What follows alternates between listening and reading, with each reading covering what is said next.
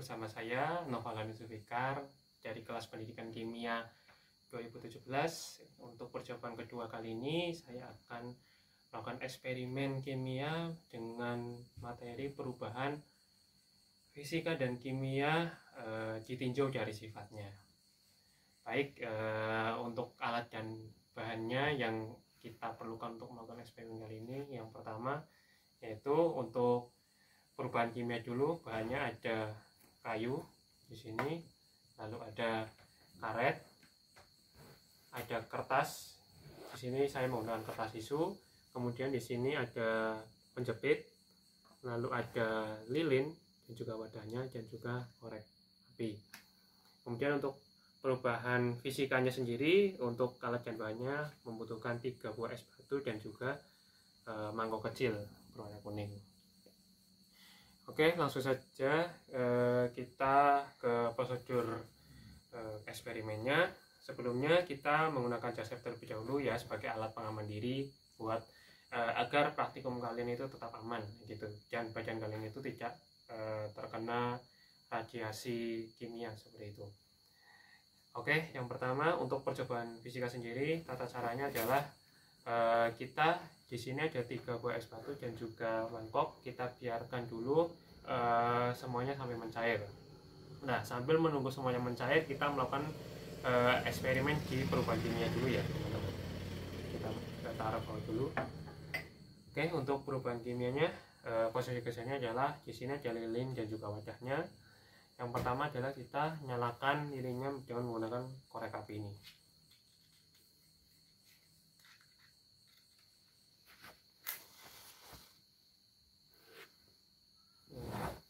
Ini percobaannya hati-hati ya, jangan gegabah juga. Setelah kita menggunakan lilin, setelah kita menyalakan lilin, kita akan mencoba untuk membakar 3 buah barang ini ya. Kita untuk lebih amannya kita menggunakan penjepit ini. Yang pertama kita dari kertas tisu dulu, coba apakah yang akan terjadi ketika kertas tisu ini akan dibakar.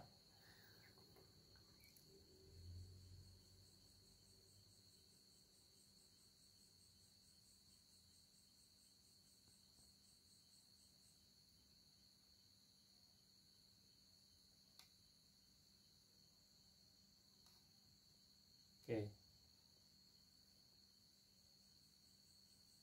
Ya, kertas tisu ini berubah menjadi abu. Bisa dilihat ya, ini berubah menjadi abu.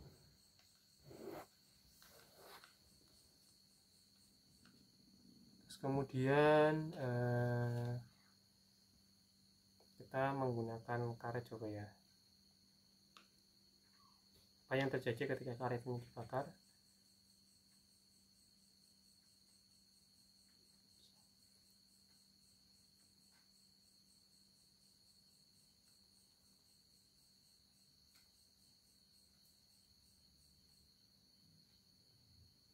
Ingat, percobaan ini dilakukan dengan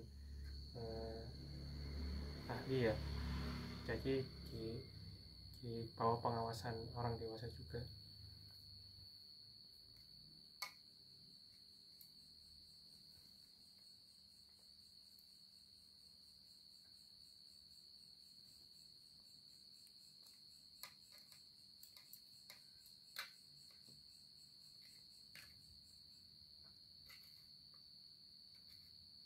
Baik,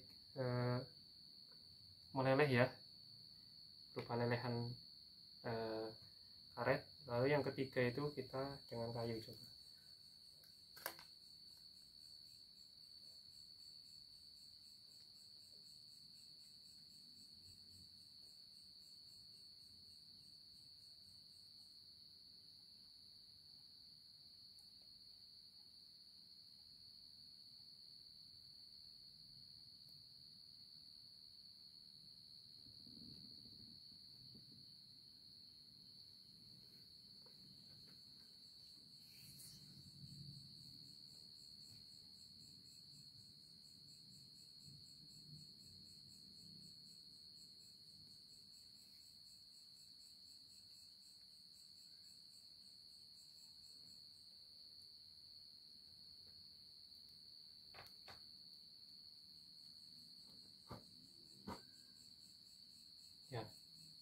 membentuk struktur baru ya, seperti arang gitu.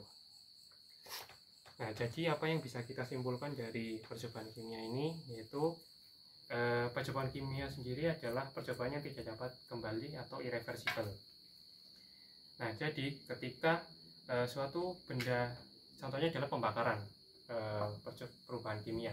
Ketika suatu benda dibakar, maka mereka tidak dapat kembali ke bentuk semula. Contoh seperti kertas saji berubah menjadi abu, lalu karet berubah menjadi tetes-tetesan lelehan karet, dan juga kayu yang berubah menjadi arang. Itu kenapa? Karena struktur baru di benda baru dan juga benda lama itu berubah atau beda. Seperti contohnya kayu. Sebelum menjadi kayu belum terjadi pembentukan struktur dari arangnya, tapi setelah dibakar maka akan menghasilkan arang yang salah satu unsurnya atau strukturnya itu C. Maka dari itu ini disebut perubahan kimia, yaitu berdasarkan dari sifatnya yang tidak bisa kembali karena adanya penambahan atau penambahan struktur baru atau perubahan struktur dari sebelumnya. Baik, untuk percobaan kimia seperti itu. Kita matikan dulu linknya ya. Baik, untuk yang tadi fisika apakah sudah mulai? Ternyata sudah ya. Jadi kurang lebih ini untuk perubahan fisikanya ya sudah meleleh semua. Es batunya 3 buah tadi sudah meleleh semua. Lalu apakah air ini akan bisa berubah ke bentuk semula, yaitu menjadi padatan seperti es batu tadi? Mari kita coba dengan membekukan air ini di kulkas.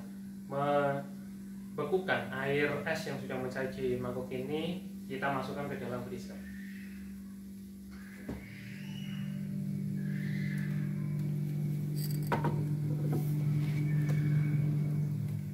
Baik, kita akan menunggu sampai airnya membeku seluruhnya. Nah, membeku seluruhnya ya, bisa kita lihat di sini. Ya, sudah membeku seluruhnya ya. Airnya kembali menjadi padatan seperti es batu, tapi membentuk mangkuknya karena sifat air yang menyesuaikan wajahnya. Jadi di sini untuk perubahan fisika sendiri adalah perubahannya bisa kembali ke bentuk semula atau reversibel karena sifat dari bahannya yaitu yang tidak berubah, yaitu berupa air atau H2O ya, tapi yang berbeda hanya ikatan antar molekulnya, di mana pada saat menjadi padatan atau menjadi es ini untuk ikatan antar molekulnya itu lebih padat dibanding saat menjadi cair karena lebih renggang. Jadi saya harap sudah paham ya teman-teman semua mengenai perbedaan antara perubahan fisika dan perubahan kimia dari sifatnya. Sekian untuk percobaan kedua kali ini.